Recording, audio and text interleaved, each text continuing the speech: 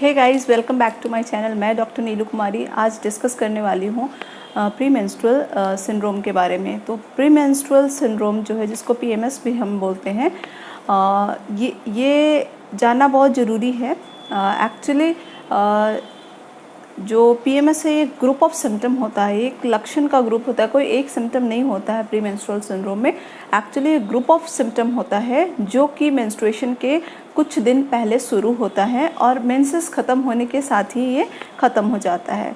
So typically ये start होता है ओवुलेशन, जब अंडा रिलीज होता है तब, और एंड हो जाता है पीरियड्स होने के कुछ दिन तक, 3 या 4 दिन के बाद ये एंड हो जाता है। तो काफ़ी लोगों को ये प्रॉब्लम होता है। मोस्टली इस प्रॉब्लम से अपने आप ही लोग ठीक हो जाते हैं, लाइफस्टाइल चेंजेस से ही ठीक हो जाते हैं। कुछ लोगों को बहुत प्रॉब्लम होता है, उनके लिए टॉलरेट होना करना बहुत मुश्किल हो जाता है। तो उन लोगों के लिए ये वीडियो है। तो वीडियो थोड़ा लंबा होगा क्योंकि मैं डिटेल में बताने वाली हूँ। ये पूरा वीडियो देखने के बाद आपको कुछ ज़्यादा क्वेश्चन आपके मन में रहेगा नहीं, सारा डाउट आपका क्लियर हो जाएगा, क्योंकि मैं वो सारे क्वेश्चन को कवर कर रही हूँ जो कि मेरे को क्लिनिक में पूछा जाता है पेशेंट के द्वारा। मैं उसे नोट करती हूँ और वीडियो के थ्रू आप लोगों के साथ ये शेयर करती हूँ ताकि आपको ये सारे प्रॉब्लम्स ना होए, और ये सारे प्रॉब्लम अगर होए भी तो आप अपना इलाज खुद भी कर सकते हैं। तो आइए हम लोग शुरू करते हैं सिम्टम के साथ। इसमें सिम्टम क्या होता है? मेनली जो इसका पीएमएस का सिंड्रोम होता है वो पेन होता है। पेन यानी कि आपको ये जानना बहुत ज़रूरी हो जाता है कि आपको कहाँ पेन होगा, कैसे आप जानेंगे ये मेरे को मतलब पीएमएस का सिम्टम है। तो मेनली जो पेन होता है वो ब्रेस्ट में पेन होता है, एब्डोमेन में भी, पूरे एब्डोमेन में नहीं, लोअर एब्डोमेन में पेन होता है। मसल क्रैम्पिंग होगा, ब्लोटिंग होगा, क्रैम्प आपको पेट में फील होगा, एब्डोमेन में फील होगा, जॉइंट पेन होगा, मसल पेन होगा। ये सारे पेन हैं जो आपको महसूस होगा इस पीएमएस के दौरान। फिर जो दूसरा आता है वो है एब्डोमेन। एब्डोमेन में आपको क्या जीआईटी, एब्डोमेन तो आपको बता दिया मैंने। जीआईटी, पेट में क्या गड़बड़ी होगा। कई लोगों को पीएमएस में कॉन्स्टिपेशन होता है और कई लोगों को डायरिया भी होता है, नोज़िया हो सकता है आपको इस पीएमएस के दौरान। फिर नेक्स्ट जो आता है वो है आपका मूड स्विंग होगा, इरिटेशन होगा, इरिटेबिलिटी होगा, एंजाइटी भी हो सकता है, नींद भी नहीं आ सकता है। कई बार कुछ काम करने का मन नहीं करता है, लैक ऑफ कंसंट्रेशन, कोई चीज़ में कंसंट्रेट आप नहीं कर पाओगे। हो सकता है कि आप भूल भी जाओगे उस टाइम पे, कुछ चीज़ों को अच्छे से याद नहीं कर पाओगे। तो ये सारे सिम्टम में जब तक थोड़ा बहुत सिवियरिटी ज़्यादा नहीं होता है तब तक ये सब कुछ टॉलरेट होता है, लेकिन धीरे धीरे इसका जैसे जैसे सिवियरिटी आपका बढ़ जाएगा फिर आपको पता चलने लग जाएगा कि ये मुझे कुछ एबनॉर्मल चीज़ हो रहा है। तो ये सारे सिम्टम मैं आपको इसलिए बता रही हूँ ताकि आप खुद से डायग्नोस कर पाओ कि आपको प्री मेंस्ट्रुअल सिंड्रोम है या फिर कुछ और है। फिर जो नेक्स्ट आता है वो भूख का हर इंसान में अलग अलग होता है। किसी में हो सकता है, जो महिला हैं, जो गर्ल या वुमेन, जो भी बोल लो आप, जिनको भी ये प्रॉब्लम है, कई लोगों में इसका एपेटाइट कम हो जाता है और कई लोग को भयंकर सा भूख लगता है, उनको बहुत खाने का मन करता है। कभी अचानक से खट्टा खाने का मन, नॉट एग्जैक्टली खट्टा, कभी नमकीन खाने का मन, कभी आइसक्रीम खाने का मन, कभी चॉकलेट खाने का मन। तो ये सिम्टम है पीएमएस का, ये एक सिम्टम है। फिर हम लोग नेक्स्ट आते हैं, एपेटाइट तो मैंने बता ही दिया। फिर पेट में, एब्डोमेन में ना आपको फुलनेस होगा, एक्सेसिव गैस पास होगा इस टाइम पे। तो ये सारे सिम्टम हो गए आपको जो मुझे बताने थे। फिर अब मैं आती हूँ डायग्नोसिस की तरफ। डायग्नोसिस कैसे होगा? डायग्नोसिस कोई यहाँ टेस्ट कराने का ज़रूरत नहीं है, कोई यूएसजी का ज़रूरत नहीं है, किसी भी तरह का कोई टेस्टिंग का ज़रूरत नहीं होता है पीएमएस में। वो इसलिए बिकॉज आप खुद समझोगे, अपने बॉडी को आप खुद समझ रहे हो। तो इसमें बस यही ध्यान देना है, जब आपको डायग्नोस नहीं कर पा रहे हो तो आपको ये देखना है कि क्या पीरियड शुरू होने से पहले कुछ 5 to 7 डेज से कुछ ऐसा सिम्टम हो रहा है तो आप उसको लिखें।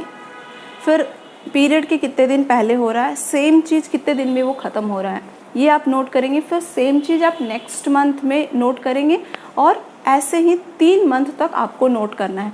अगर same period, same symptom, same period में अगर आपको आ रहा है, then that is premenstrual syndrome.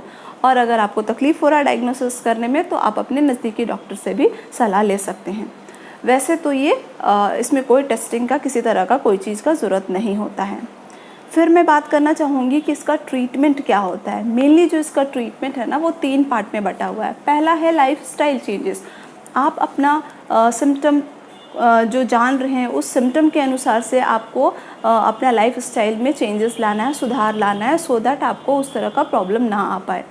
दूसरा होता है बिहेवियरल थेरेपी। आपको क्या प्रॉब्लम हो रहा है, किस तरह का चीज़ हो रहा है, इरिटेशन हो रहा है तो आप इसको मैनेज करें, स्ट्रेस हो रहा है तो उसको मैनेज करें। द नेक्स्ट जो आता है वो ड्रग आता है। दवाइयों का ज़रूरत बहुत कम में पड़ता है। अगर आप लाइफस्टाइल मॉडिफिकेशन कर लेते हो और तब भी आप ठीक नहीं होते हो, देन आपको स्विच ओवर करना पड़ेगा दवाई में। दवाई में इसमें कोई बहुत बड़ा दवाई नहीं होता है। ओवर द काउंटर ड्रग आप यूज़ कर सकते हो, जैसे कि नैप्रोक्सेन हो गया, एस्पिरिन हो गया, आइबुप्रोफेन हो गया, ये सब आप खुद से ले सकते हैं ताकि आपको जो पेन का प्रॉब्लम है वो कम होए, तो ऑटोमेटिक धीरे धीरे सारा कुछ कम हो जाएगा।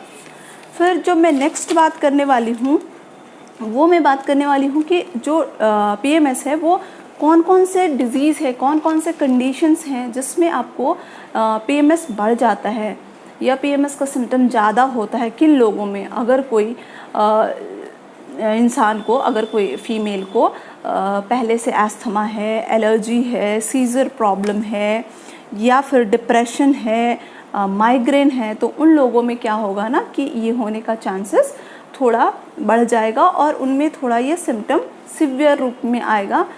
और कंपेयर टू बाकी लोगों में जो मैं अभी बीमारी बताई वो सब में से अगर किसी को भी कुछ है तो उनको थोड़ा सिम्टम ज़्यादा आएगा। ऐसा नहीं है कि सिवियर हो जाएगा, बट हाँ कंपैरेटिवली जिनको कुछ भी नहीं है उनसे ज़्यादा ये इनको सिम्टम रहेगा। फिर मैं नेक्स्ट आती हूँ कि ये होता क्यों है। एक्चुअली ये कोई बीमारी नहीं है, ये मेंस्ट्रुएशन के टाइम पे जो फ्लक्चुएशन होता है, ड्रॉप डाउन हो जाता है पीरियड के कुछ दिन पहले। एस्ट्रोजन और प्रोजेस्टेरॉन नाम का हार्मोन जो होता है उसका ड्रॉप हो जाता है वो लेवल, जिसके वजह से इम्बैलेंस की वजह से ये प्रॉब्लम आता है। फिर नेक्स्ट हम लोग चलते हैं कि कई बार ऐसा होता है कि आपको कुछ प्रॉब्लम और है और आप कुछ समझ कुछ और जाते हो, तो उसमें से ये भी एक ऐसी बीमारी है जो मिमिक करती है, बहुत दूसरे बीमारी जैसा भी इसका सिम्टम होता है। जैसे अगर क्रॉनिक फटीग सिंड्रोम एक बीमारी होता है, थायराइड प्रॉब्लम होता है, थायराइड में अगर कुछ प्रॉब्लम होगा तो भी ऐसे ही होगा। फिर मेनोपॉज जब आता है, जब पीरियड का रुक जाता है आफ्टर 45 ईयर ऑफ एज या 50 ईयर के बाद जो रुकता है पीरियड, तो उस टाइम का भी सिम्टम PMS के सिम्टम के जैसा होता है। तो हमें ये कन्फ्यूजन नहीं रखना है कि हम PMS क्या है और बाकी ये क्या है। क्लियर कट डायग्नोसिस होना ज़रूरी है, तब फिर आपको कुछ बेसिक इन्वेस्टिगेशन का ज़रूरत पड़ सकता है। जैसे कि थायराइड प्रॉब्लम में भी इस तरह का सिम्टम आता है, जैसे कि मैंने बताया आपको, उसमें भी सुस्ती होएगा एंड कॉन्स्टिपेशन होएगा, उसमें भी इरिटेबिलिटी होगा, लैक ऑफ कंसंट्रेशन होगा। तो सेम कंडीशन मिमिक करता है, तो उस चीज़ का ध्यान रखना है। तो फिर हम लोगों को हो सकता है कि थायराइड प्रोफाइल कराना पड़ जाए, थायराइड का जांच कराना पड़ जाए, T3 T4 TSH। तो ये कुछ बीमारियां हैं जो कि मिमिक करती है, एक दूसरे की जैसे ही लगता है सिम्टम। फिर हम लोग आएंगे कि हम लोग को डॉक्टर से कब मिलना है। डॉक्टर से वैसे तो इसमें डॉक्टर से मिलने की ज़रूरत नहीं है। अगर आप खुद से डायग्नोस कर पाते हैं तो लाइफ स्टाइल मॉडिफाई करके, जो मैं आपको आगे बताने वाली हूँ कि क्या क्या करना है, तो आप वो लाइफ स्टाइल मॉडिफिकेशन करके अपने आप को इम्प्रूव कर सकते हो। अपने आप को उस PMS से लड़ने के लिए आप अपने आप को ज़्यादा क्या बोले, आप अपने आप को स्ट्रॉन्ग कर सकते हो ताकि जो सिम्टम आएगा वो सिम्टम को आप कॉम्बैट कर सको। तो अब डॉक्टर्स के पास तो बहुत कम ही लोगों को जाना पड़ता है जिनका सिवियरिटी बहुत ज़्यादा है, बहुत ज़्यादा। अब मुझे कैसे पता चलेगा, कोई पेशेंट को कैसे पता चलेगा कि मुझे PMS है बट मुझे डॉक्टर से मिलना चाहिए या नहीं मिलना चाहिए। तो डॉक्टर से तब मिलना चाहिए जब आप अपने डेली लाइफ, डेली रूटीन जो डेली है, आप ऑफिस जाना, घर का काम करना, लोगों के साथ रिलेशन अगर आपका ख़राब हो रहा है, पर्सनली कुछ प्रॉब्लम हो रहा है, बहुत ज़्यादा डिप्रेशन हो रहा है, या फिर आप अपने PMS के टाइम पे ज़्यादा पैनिक अटैक आ रहे हैं, बहुत स्ट्रेस रह रहे हैं, क्राइंग स्पेल उसको बोलते हैं, अचानक से रोने का मन कर रहा है या सुसाइडल थॉट आ रहा है, देन आपको इमीडिएटली डॉक्टर से मिलना चाहिए, बिकॉज ये फिर PMDD नाम के डिजीज़ के तरफ जाता है, जिसको प्री मेंस्ट्रुअल डिस्मॉर्फिक डिजीज़ बोलते हैं।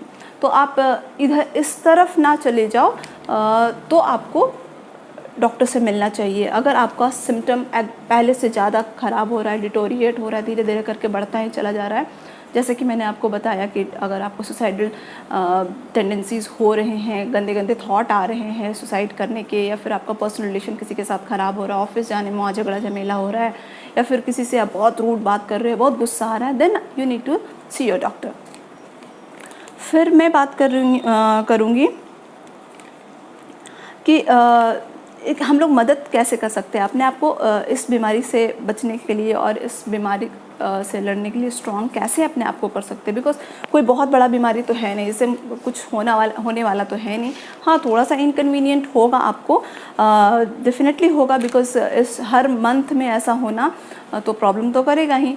तो आपको क्या करना है, सबसे जो पहला स्टेप है लाइफस्टाइल मॉडिफिकेशन में, वो आपको एक्सरसाइज बहुत हेल्प करने वाला है। एक्सरसाइज आपको एक दवाई से भी ज़्यादा मदद करने वाला है, लेकिन आपको एक्सरसाइज है रेगुलर करना होगा। रेगुलर मतलब 30 मिनट, आधा घंटा डेली, एटलीस्ट डेली नहीं तो 5 डेज अ वीक आप को करना होगा। ऐसा नहीं है कि मुझे PMS का सिम्टम आ जा रहा है मैं आज से एक्सरसाइज करना शुरू कर देंगे, इट वोंट वर्क। आपका काम तभी होगा, आपको वो इफ़ेक्ट तभी देगा जब आप रेगुलर एक्सरसाइज कर रहे हैं। अगर आप 7 डेज़ नहीं कर पा रहे वीक में तो कोई नहीं, आप 5 डेज़ से शुरू कर सकते हैं और फर्दर आप चाहे तो बढ़ सकते हैं, but 5 day a week is must. फिर अब आपको ध्यान देना है कि एक्सरसाइज कैसे करना है। कई लोगों का, कई पेशेंट का ये प्रॉब्लम होता है, वो बताते हैं कि मैम मैं तो इतना काम करती हूँ, मुझे एक्सरसाइज करने का ज़रूरत नहीं पड़ता है, मैं सुबह घर का सारा काम करती हूँ, देन ऑफिस जाती हूँ, मेरे पास टाइम नहीं बचता है, मैं इतना एक्टिव रहती हूँ। बट आप उसको एक्सरसाइज में नहीं उसको काउंट कर सकते हैं। आपका लाइफ कितना भी हेक्टिक हो, आपका वो 30 मिनट अलग से एक्सरसाइज के लिए निकालना होगा। एक्सरसाइज मीन्स आप आसानी से समझ सकते हैं कि जिसमें आप गाना ना गा सको, दैट इज़ एक्सरसाइज। अब एक्सरसाइज में आप बोलेंगे क्या क्या कर सकते हैं। पहले तो आप स्लो ब्रिस्क वॉकिंग से शुरू करिए, साइकिलिंग कर सकते हैं, स्विमिंग कर सकते हैं, ये सब एक्सरसाइज। और आपको साथ ही साथ अगर आपको स्ट्रेस रिलेटेड प्रॉब्लम हो रहा है, इसमें एंजाइटी हो रहा है या मूड स्विंग हो रहा है, देन आप योगा कर सकते हैं, मेडिटेशन कर सकते हैं। ये सब आपके लिए बहुत ही हेल्पफुल होगा। और ऐसा नहीं है कि आप इस साइकिल में कर रहे हैं तो आपको अभी ही इसका रिज़ल्ट मिलेगा, आपको नेक्स्ट साइकिल में भी ये एक्सरसाइज का रिज़ल्ट मिलेगा। देन मैं फर्दर मूव करती हूँ। नेक्स्ट जो है कि क्या क्या हमें खाने में अवॉइड करना चाहिए। तो अवॉइड हमें करना चाहिए मेनली, अगर आपको एब्डोमेन में कुछ प्रॉब्लम है, मतलब GIT प्रॉब्लम हो रहा है, पेट से रिलेटेड कुछ दिक्कत हो रहा है PMS में, तो आपको सॉल्ट का इंटेक कम करना चाहिए, शुगर का इंटेक कम करना चाहिए। देन चाय कॉफ़ी का इंटेक बहुत ही कम कर देना चाहिए एज़ कम्पेयर टू पहले।